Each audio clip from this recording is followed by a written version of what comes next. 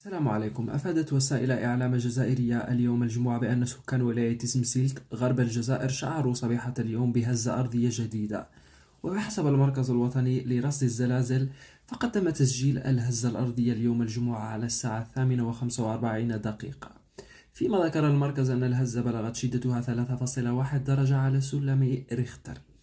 فيما أضاف المركز بأن مركزها 8 كيلومتر شمال شرق برج الأمير عبد القادر بولاية تسمسيلت الجزائرية، في حين لم ترد أنباء عن وقوع خسائر مادية وبشرية.